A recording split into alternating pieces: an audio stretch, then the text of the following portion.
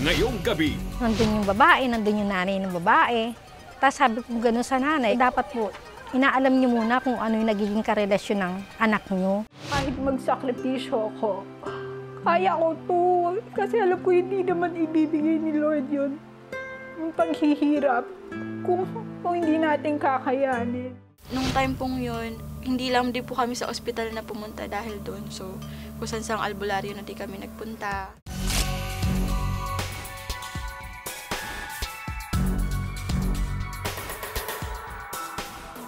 Love at first sight. Ito ang naramdaman ni Larry nang una niyang masilayan si Merle. Sabi ko, ito na siguro yung totoo. Ito na talaga yung aking mahal. Siguro hindi ko napakakawalan to kasi bukod sa maganda, sabi ko maputi. Bigla siyang lumapit sa akin. Kinukuha niya sa akin yung pangalan ko. Sabi ko, sorry, sabi ko gano'n, nakalimutan ko yung pangalan ko. Hindi ko pwedeng ibigay sa'yo. Gano'n, kung gusto mong makilala ako, punta ka sa bahay namin. Hindi nagatubili si Larry na gawin ang sinabi ni Merle. Umakyat siya ng ligaw sa bahay nila at makalipas ng 3 araw ay sinagot siya ni Merle ng matamis niyang oo. Maabot kami ng 6 na buwan. Kami nasa taas noon at nagbibiruan. Ay parang naglalaro lang ako, nangungulit ako ng kumot-kumot. Eh nagkataon naman yung aking mother-in-law ay umakyat at nakita kami. So kala niya merong nangyari sa amin. Actually wala naman, nagbibiruan lang kami. At sinabi niya na pakasalan mo yung aking anak. Natatakot talaga ako nung time na yon. Pero dahil sa nakita ko naman yung aking magiging biyanan at nakita ko naman yung aking asawa, na talagang nakita ko naman na hindi naman sila ganun mukhang manloloko. Nasabi ko, pinasok ko to eh. Ginawa ko to, kailangan harapin ko. Pero mahal ko talaga siya at alam ko na mahal niya ako. Kaya wala naman kami pinagsisiyan. Hindi biro ang pinasok nilang dalawa. 19 anyos lamang si Merle habang 17 anyos naman si Larry nang makasal sila. Kaya naman, habang tinatapos ni Larry ang kanyang pag-aaral, di niya napaglabanan ang mga tukso. Ang sabi ko sa kanya, manligaw ka pero huwag ka makikipagrelasyon. Kasi sabi ko gano'n, ibang usapan na yon. Yung sinabi ko sa kanya gano'n, ginawa niya nga. Talagang mahal na mahal ko na siya, aminado ko. At sinabi ko naman sa aking may bahay, na parang sabi ko, mas mahal ko na siya kaysa sa'yo. So siguro, pwede naman tayo mag-iwalay, susuportahan naman kita. Hanggang sa Nababalitaan ko na gano'n siya. Hindi ako apektado. Ang sabi ko, pagdating doon, nakita ko siya, nandun siya. Tapos nandun yung babae, nandun yung nanay ng babae.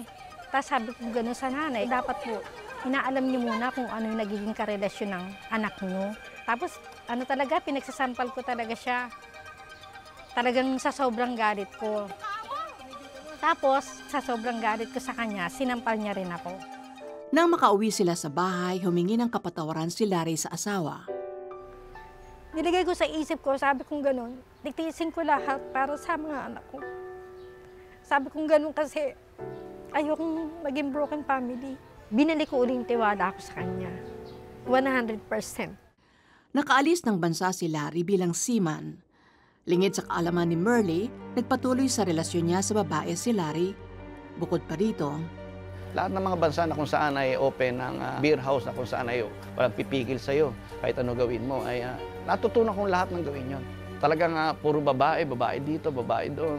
Naniniwala ko na mayroong Diyos. Pero wala sa akin pumasok sa aking konsepto, sa aking kaisipan na magkaroon ng takot. Subalit walang lihim ang hindi nabubunyag. Dumating yung panahon na naisipan ko maghalongkat ng maleta.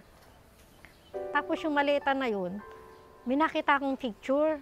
Yun nga yung picture na naman ng babae. Sabi ko, bakit ganun? Sabi ko ganun. Akala ko wala na silang relasyon. Sa halip na lumayas si Merle, muli niyang inalala ang kapakanan ng kanyang mga anak. Yung mga salita ni God, nanampalataya ako sa kanya na babaguhin niya yung asawa ko.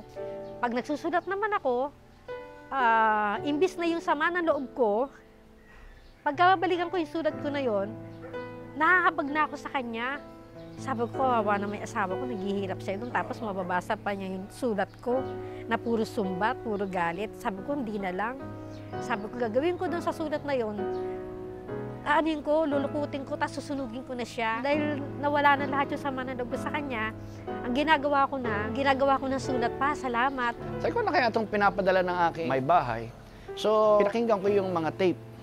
Hanggang narinig ko yung mga salita ng Diyos, na walang imposible sa Diyos. So, nung nakikinig na ako, naiiyak na ako parati. Isang gabi, nasambit ko yung pangalan na, Lord, ano ba itong naramdaman ko? Sa pag-uwi ni Larry sa Pilipinas, sumama na siya sa asawa sa pakikinig ng salita ng Diyos. Paglabas sa church, sigarilyo pa rin ako, umiinom pa rin ako. Sa muling pagsampa ni Larry sa barko, naganap ang tunay na pagbabago sa buhay niya.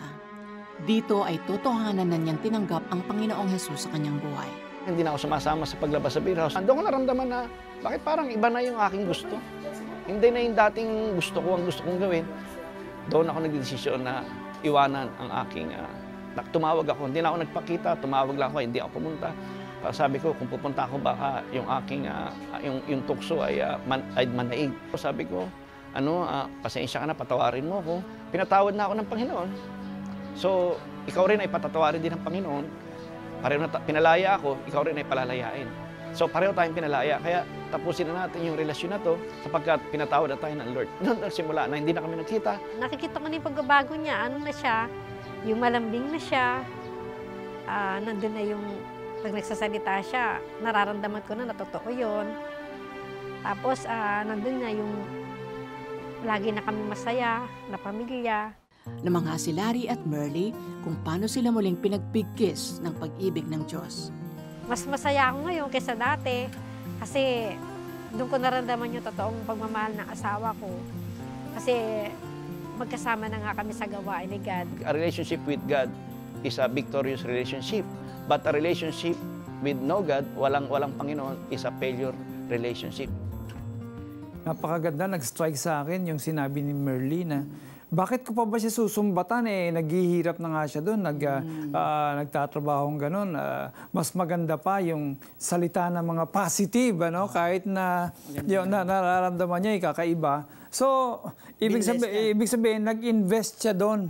Kasi pagka mga encouraging words, talagang nababago ang mga tao. It's a word of life. Oy, ganda, tama yung sinabi mo. It's a word of life. Kaya nabibigyang buhay tuloy, Kasi sa kamatayan na yung asawa niya nakalubog na sa kasalanan, tsaka sa pagsisikap ng sariling effort lang niya, nang hindi kasama ang tulong ng Panginoong Diyos. In fact, Mari, nakikita ko na kung gusto mo palang maging masalimuot ang buhay mo, sige, salita ka lang ng mga negative at gano'n ang nangyayari. Pero kung ang salita mo ay positive, lalo na salita ng Panginoon, bumubuti. Kasi may epekto May epekto ang salita because the Word of God is active and powerful. Yes. At kayang-kaya tayong baguhin ng ating Panginoon. Hindi sa panlabas na kaanyuan lamang, kundi ang ating kalooban, ang ating puso at ang ating kaisipan. Kaya niyang ibalik at gawing buo muli ang nawasak nating relasyon. Kaya niyang pagalingin ang sugat ng masakit nating karanasan, palambutin ang matigas nating puso, at tayo ay matutong magpatawad. Tama yan, Mare. At dapat lamang tayo lumapit sa Panginoon, humingi tayo ng kapatawaran sa lahat ng ating kasalanan at tanggapin siya bilang Panginoon at tagapagligtas ng ating buhay. I-surrender natin sa Kanya ang lahat ng ating pinagdaraanan. I-surrender natin ang ating buhay at yan po ang ating gagawin. Sabayan po ninyo ako sa isang panalangin if you feel that you can relate to what I am saying right now. Sumabay po kayo sa aking panalangin. Panginoong Hesus at Amang Banal, salamat po sapagkat kayo ay tunay na kapuri-puri, niluluwalhati ko ang iyong pangalan. Salamat po, Panginoon, sa pagkakataon, Lord, na kami makalapit sa iyo. Sa nakalipas na mga panahon, Panginoon, madalang pa ang aming mga panalangin sa iyo. But right now, Lord God, alam ko, Panginoon, ikaw po ang susi ng pagbabago ng aming buhay. Lord, madilim po ang kinakaharap ng mga karamihan because our sins, Lord, have created a gap between you and us. Kaya po hindi ninyo dinidinig ang aming mga panalangin sapagkat may kasalanan. At ang kasalanan na yan, Panginoon, na aming nagawa, hindi po yan maaring pagbayaran ng idaan po yan sa relihiyon, pagpapasakop sa isang simbahan, o di kaya, Panginoon, ay gawa ng mga mabubuti na sarili naming mga gawa, kundi, Panginoon, tanging ang iyong biyaya at grasya at ang pag-angkin sa kamatayan ng aming Panginoong Jesucristo na siya po'y ibinuwis niya ang kanyang buhay, isinakripisyo niya ang kanyang buhay para sa aming kabayaran ng aming kasalanan. Lord, inaangking ko po at tinatanggap sa aking buhay ang iyong ginawa. Na ikaw ay namatay sa krus ng Kalbaryo, muling nabuhay para, Panginoon, iligtas ako sa aking mga kasalanan at bigyan ako ng buhay na walang hanggan. Lord, sinusuko ko nga po sa iyong lahat, ng aking pagkukulang, lahat ng aking kasalanan. Mula ngayon, Panginoon, binubuksan ko ang aking puso. Inanyayaan ko po kayo sa isang personal na imbitasyon na may pananampalataya. Lord, come into my heart and be my King, be my Master, Lord. Simula ngayon, hindi na po ako ang maghahari sa trono ng aking buhay. Kayo na po, Panginoon, at ilista po ninyo ang aking pangalan sa iyong aklat ng buhay. Sa pangalan ni Jesus. Amen. Sumabay ba kayo sa pagdarasal at tinanggap si Jesus bilang iyong Diyos at tagapagligtas? Ibahagi nyo naman sa amin.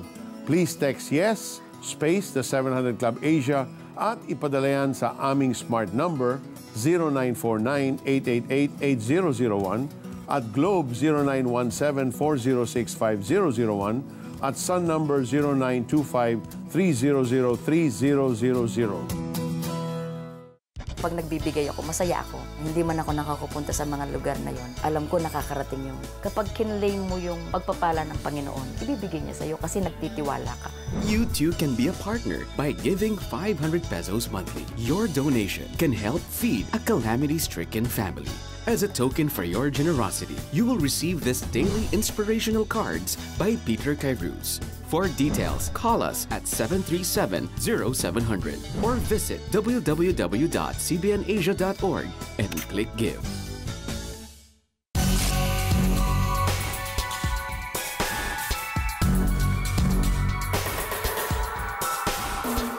Bakas ang mga ngiti sa labi ni Ria, dala ng kaligayahang makapiling ang kanyang nanay. Ang mga sandaling tulad nito ay napakahalaga dahil sa minsan nang naharap sa kamatayan si Ria. Isang normal na bata si Ria, mahilig maglaro at masiyahin. Ngunit madalas na hindi na niya ito magawa. Madalas siyang nilalagnat at sumasakit ang ulo, pati na ang mga kalamnan.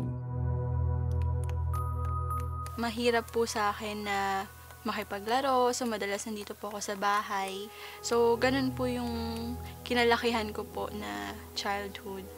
Tapos po, kahit yung simpleng pagpasok sa school, talagang halos every week may absent po talaga ako or lagi ako nasa clinic or pinapauwi po ako ng teacher. Nakailang ospital na din kaming napuntahan at hindi sila ganun sure kung ano po ba talaga yung sakit ko.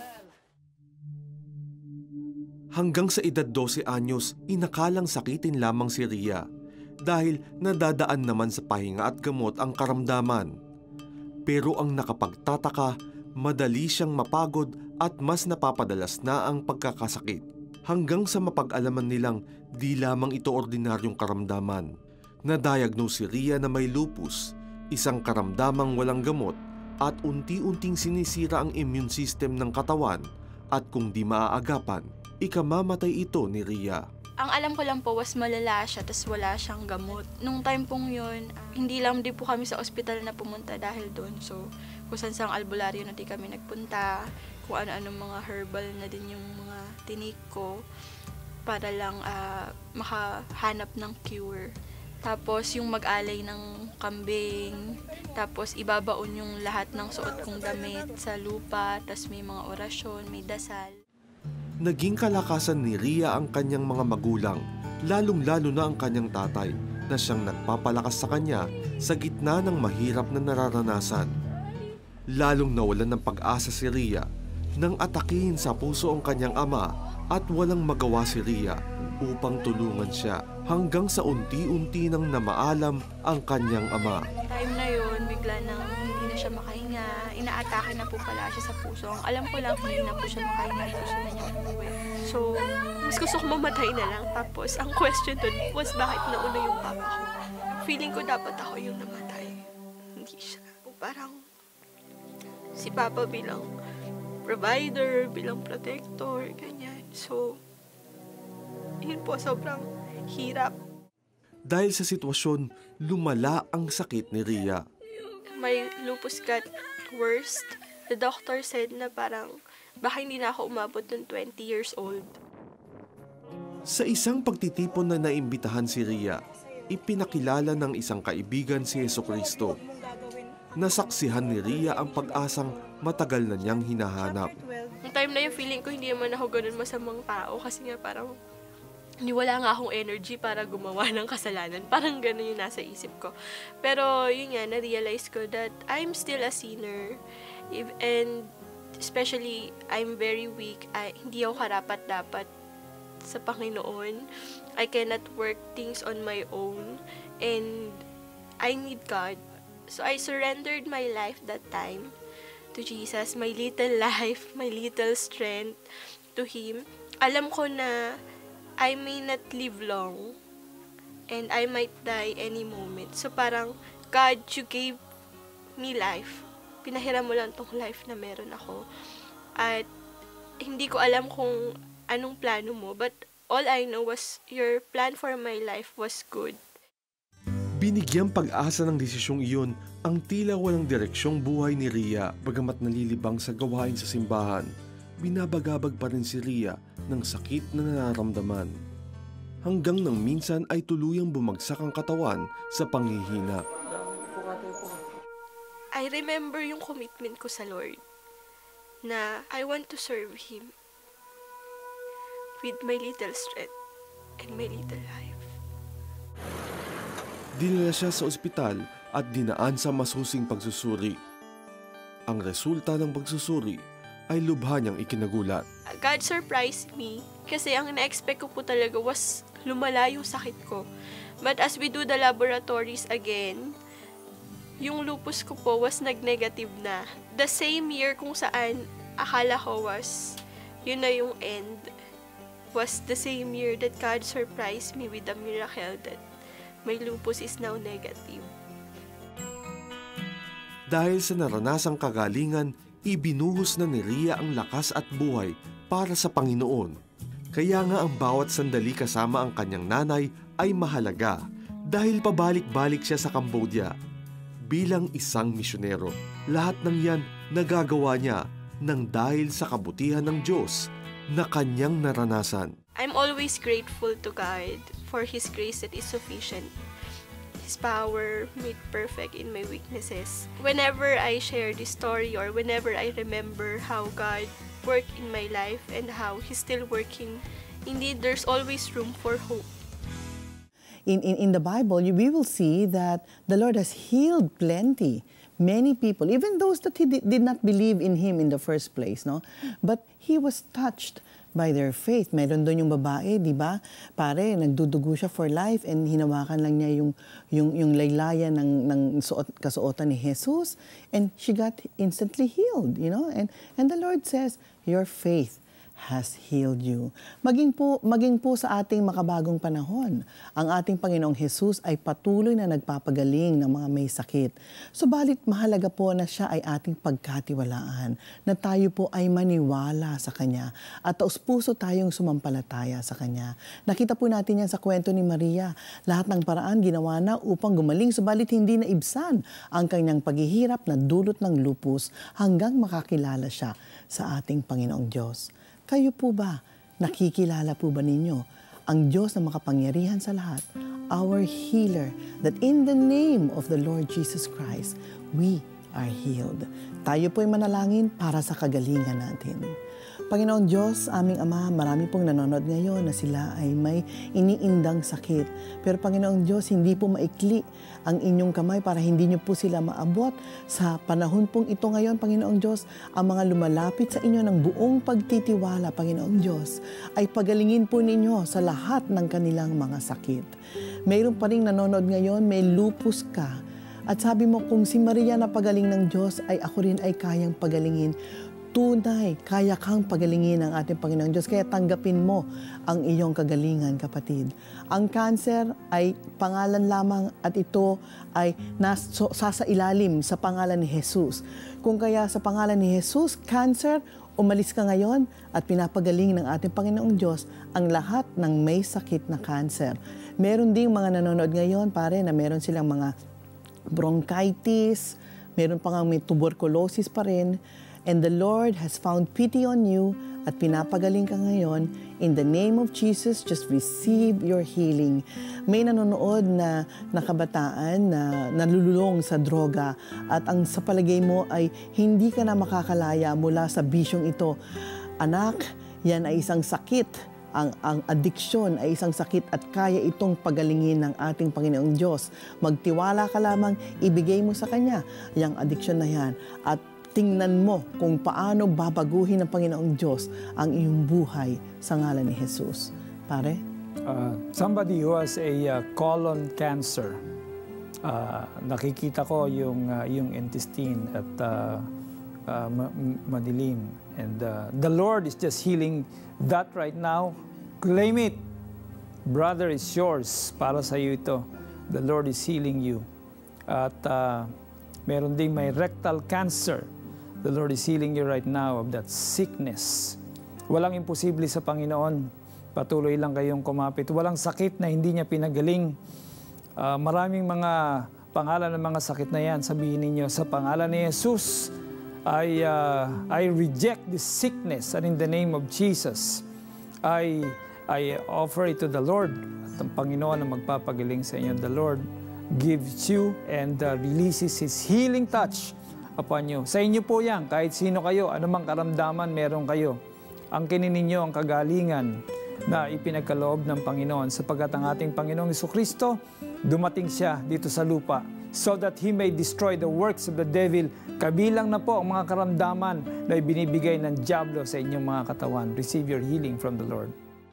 Nung kasal na kami, nagkaroon naman ako ng sakit which is polycystic nga. Sumabay kami habang nagpe-pray si Pastor Peter. Sabi ng OB ko, positive ka, pregnant ka na. Naiyak ako. Totoo ngang walang imposible sa Panginoon. Ibahagi nyo naman sa amin kung kayo'y sumabay rin at naranasan ang kagalingang galing sa Panginoon. Pwede nyong i-text ang aming smart number 0949-888-8001. Globe 0917-406-5001 at Sun 0925-300-3000 o mag-post sa aming Facebook wall, The 700 Club Asia.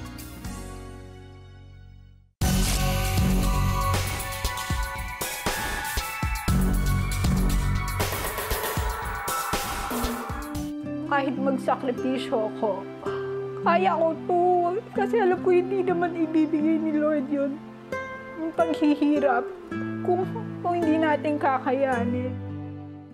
Sa halos 8 taong pagsasama ni Michelle at ng kanyang asawang si Melvin, mistulang kalbaryo kay Michelle ang pagsasama nilang mag-asawa. Isang seaman ang asawa ni Michelle at kapag pumapalaot, maraming buwan, kundi man taon ang binibilang bago muling magkita. Katulad na nga ng kasabihan sa Ingles na a sailor has a woman in every port, tila naging makatotohanan ito kay Melvin. Naging bisyo niya ang pambababae. Mga oras pa rin na tumitingin siya sa ibang babae. Hindi lang isang babae, madami talaga. Na yung kada uwi niya, may time pa na hindi siya umuwi muna sa amin. Masakit kasi lahat naman ginagawa ko para maging mabuting asawa sa kanya, pero parang kulang pa rin sa kanya, naghahanap pa rin siya na minsan tinatanong ko sa sarili ko, ano bang kulang ko bilang asawa? Nang mabuntis si Michelle sa ikalawa nilang anak, sa halip matuwa si Melvin ay naging dahilan pa ito ng kanilang madalas na pagtatalo. Gusto niya pa-abort ko yung bata kasi hindi niya na daw kayang ng isa pang obligasyon.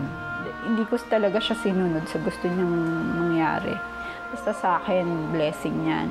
Kahit anong mangyari, blessing talaga ang pagkakaroon ng baby. Sumunod nyon ay naging madalang na ang pagpapadala ng pera ni Melvin sa pamilya. Hanggang sa yun, nakapanganak na ako. Actually, wala siya talagang binibigay nun. Talagang hindi siya, nakikita kong hindi siya masaya. Lagi niya ako inaaway.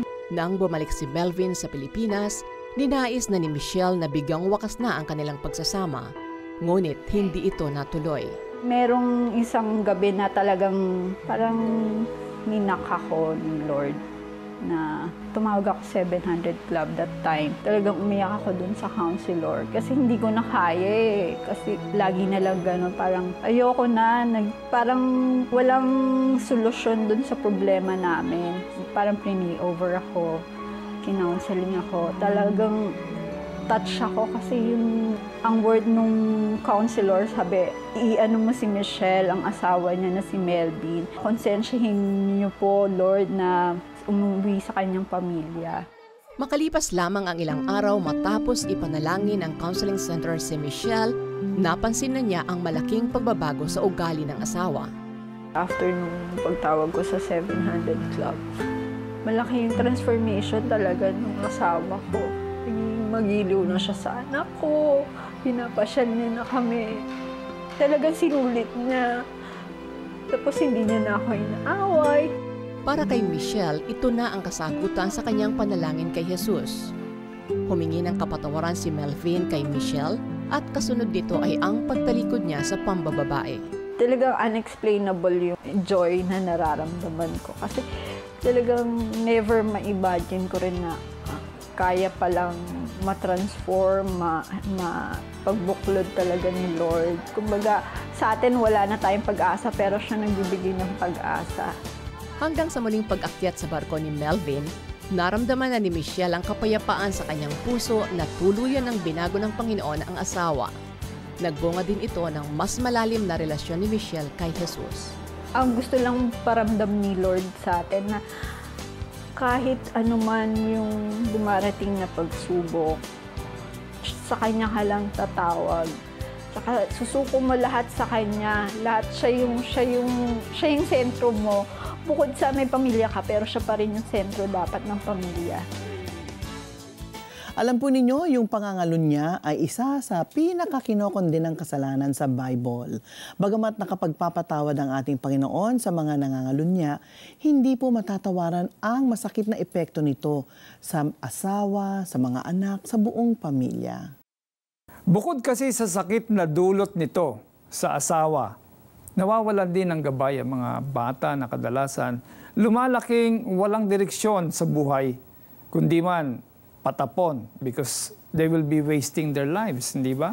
Dahil yan sa mga nakikita nilang hindi maganda na nasisira yung pamilya. So bilang siyang lumikha sa pamilya, ang ating Panginoong Yesus, ayaw niya na mawasak ang pamilya. Kaya nga ang sabi sa Bible sa Hebrews chapter 13 verse 4, marriage should be honored by all, and the marriage bed kept pure, for God will judge the adulterer and the sexually immoral. Sa ating pong sariling wika, sinasaad dapat igalang ng lahat ang pag-aasawa at maging tapat sa bawat isa ang mag-aasawa sapagkat hahatulan ng Diyos ang mga nakikiapid at mga nangangalunya. Maraming salamat po sa inyong pagsubaybay sa ating programa. Naway nakapagbigay kami ng panibagong pag-asa sa mga kwentong inihatid namin sa inyo. Tandaan po natin, ang Panginoon ay galit sa pangangalunya dahil batid niya ang sakit na dulot nito sa mga biktimang pamilya. Subalit gaano man kawasak ang pamilya dahil sa pangangalunya ng asawa, handang magpatawad ang Panginoon at ibalik at muling buuin ang nawasak na pamilya. So love the Word, live the Word! God bless you more. See you next time. Ngayong Martes. Wish mo bang magkanegosyo? Ma-inspire sa kwento ni Angelica. Wish mo bang magka-baby? Pakinggan ang kwento ni Jocelyn. Dininig ni Lord yung panalangin ko. Wish mo bang maging utang-free? Alamin ang mga practical tips ni financial coach Randall Chongson. Wish mo bang gumaling sa sakit? Tunghayan ang kwentong himala ni Eliza. Ang kanilang kwento at ang aming papremyo sa Wish Granted! Tampok sa The 700 Club Asia, Martes, alas 12 ng gabi sa GMA pagkatapos ng Alisto.